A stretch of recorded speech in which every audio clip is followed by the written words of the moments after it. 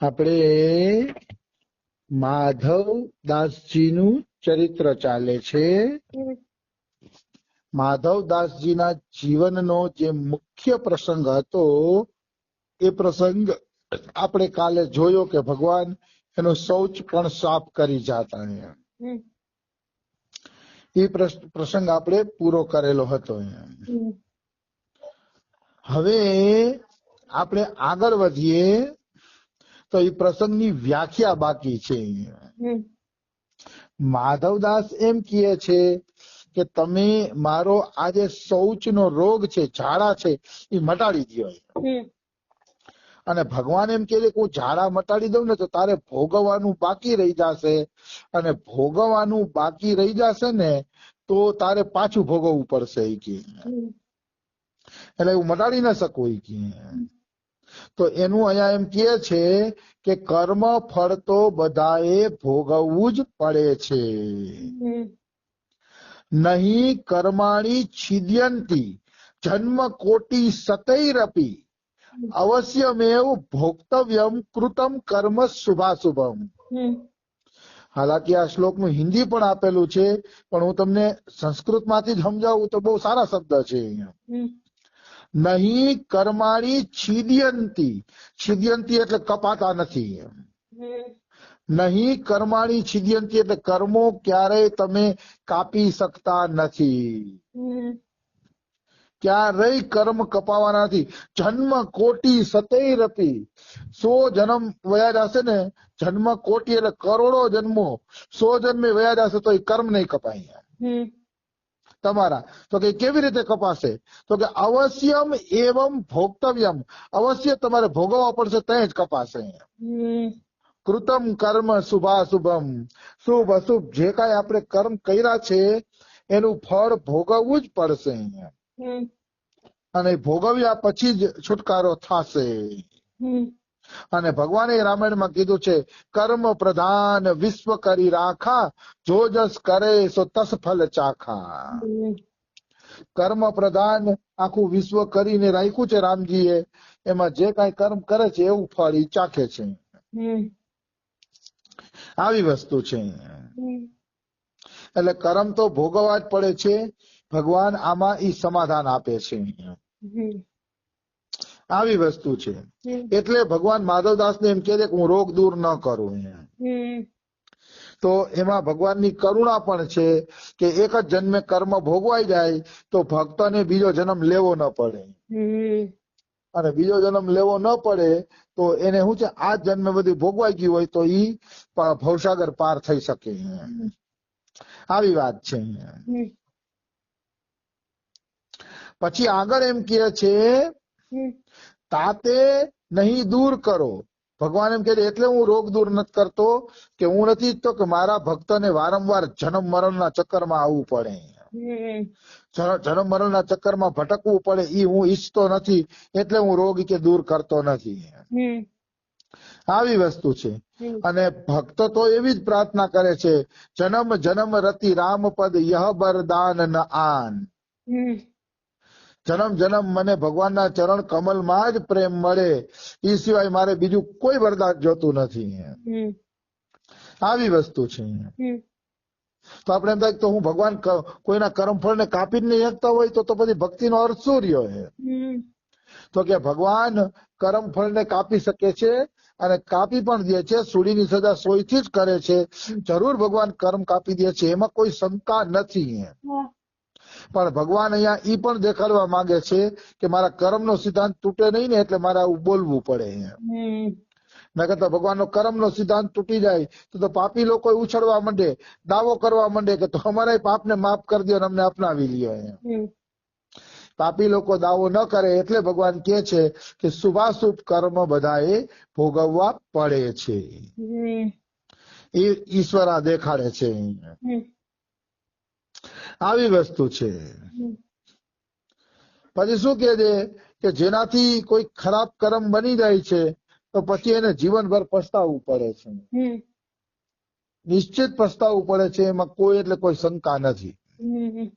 દાખલા તરીકે નિમિ રાજા અને વશિષ્ઠજી એ બે વચારે છે ને શ્રાપનો વ્યવહાર થઈ જાય છે. નિમિ રાજા વશિષ્ઠજી પાસે જાય છે અને વશિષ્ઠજીને કહે છે કે મારે કે યજ્ઞ કરવો છે ગુરુજી, તો તમે યજ્ઞ કરાવો. તો વશિષ્ઠજી કહે છે કે હું પેલા ઇન્દ્રનો યજ્ઞ પૂરો કરાવી આવું કે ઇન્દ્રનો યજ્ઞ પૂરો થાય ને પછી તારી વારી લઈશ હું કે, અને પછી તારા માટે મોટો યજ્ઞ કરશી આપણે. તો વશિષ્ઠ ઋષિ વયા ગયા ઇન્દ્રનો યજ્ઞ કરવા.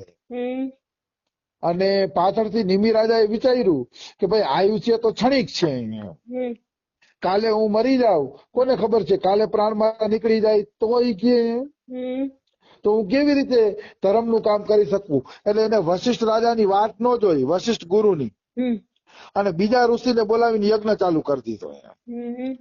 તો બીજા ઋષિને બોલાવીને યજ્ઞ ચાલુ કરી દીધો ને, તો પછી વશિષ્ઠ ઋષિ આવ્યા તો ગુસ્સે ભરાણા વશિષ્ઠ ઋષિ.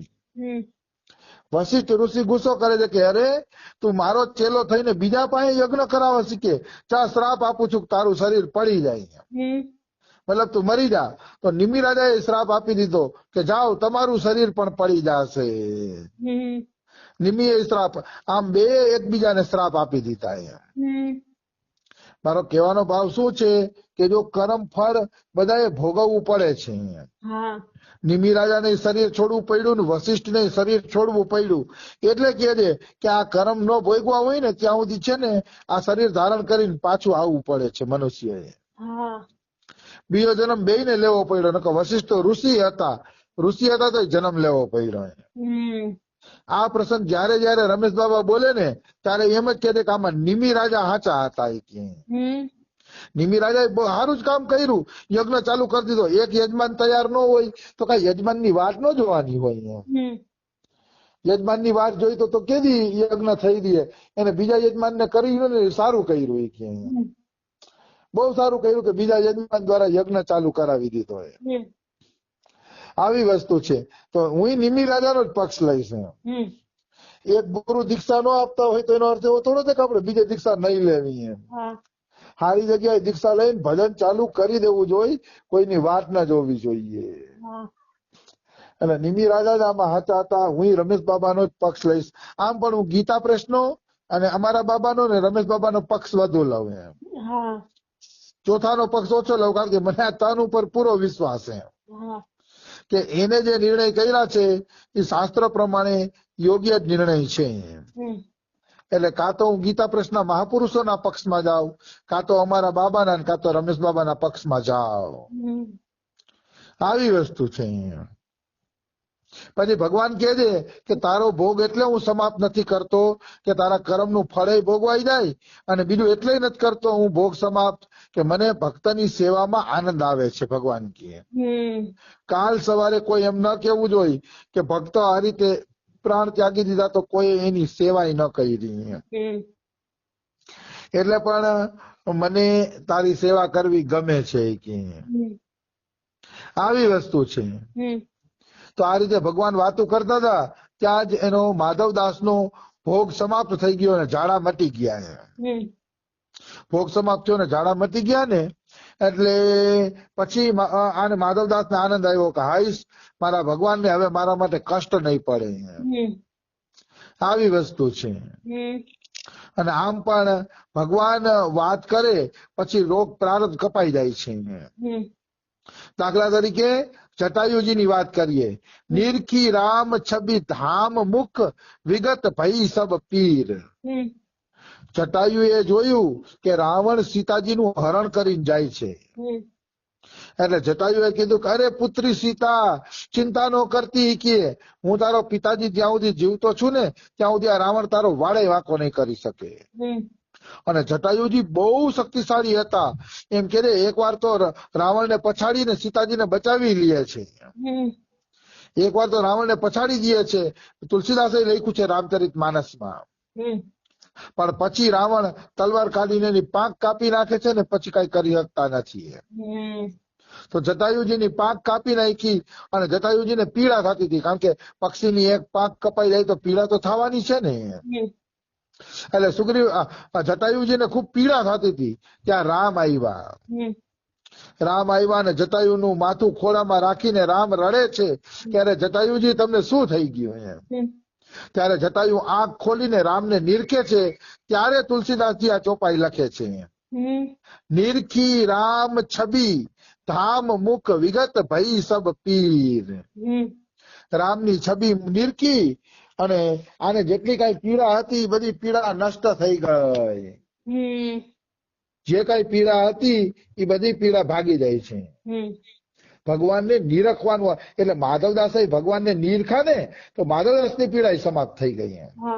ઝાડાનો રોગ વયો ગયો એટલે આ પ્રમાણ આપ્યા કે જે માધવદાસનો ઝાડાનો રોગ પૂરો થઈ ગયો ભગવાનને નિરખીને એવી રીતે જટાયુજીની પીડા દૂર થઈ ગઈ હતી. તો કે હજી રામાયણમાં એક ઉદાહરણ છે સુગ્રીવની પીડા દૂર કરવાનું. સુગ્રીવને અને બાલીને વેર હતું તો રામે કીધું કે સુગ્રીવ તમે છે ને બાલી હારે યુદ્ધ કરો. એ કે યુદ્ધ કરી અને એની હારે લડાઈ કરો. એ કે હું પાછળથી બાલીને મારી નાખીશ.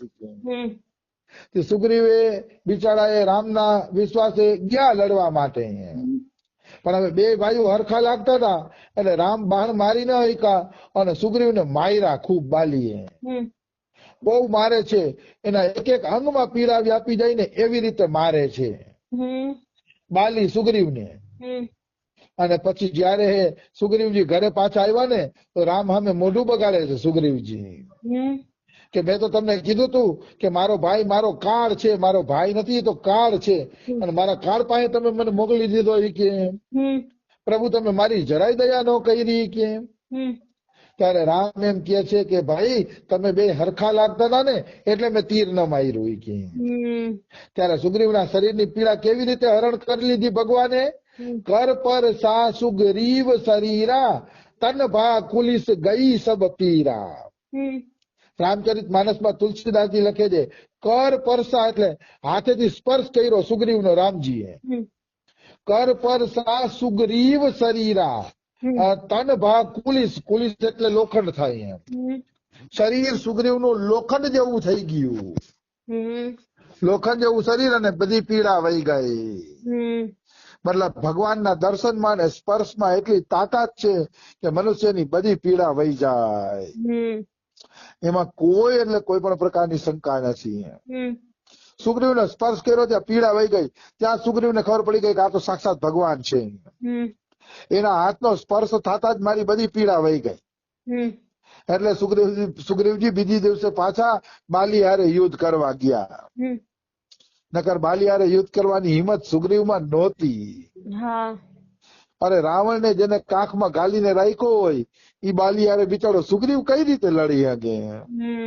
જે રાવણને કાંખમાં ગાલીને રાખતો હોય એની કેવડી મોટી શક્તિ હશે. આવી વસ્તુ છે. પણ રામના આજ્ઞાના કારણે એ પાછા જાય છે લડવા માટે. પછી બીજે દિવસે તો છે ને સુગ્રીવને ફૂલની માળા પહેરાવી દીધી હતી એટલે સુગ્રીવની ઓળખાણ થઈ શકે. પછી બે જણા વચ્ચે લડાઈ થઈ અને રામે બાલીનો વધ કર્યો. મેં તો આ પ્રસંગ મૂળ એટલે ઉપાડ્યો હતો કે રામના શરીર સ્પર્શથી સુગ્રીવની પીડા વહી ગઈ. ઈશ્વરનો થોડો કઈ સ્પર્શ થાય કે ઝાંકી થઈ જાય ને તો મનુષ્ય બધી પીડાને ભૂલી જાય છે.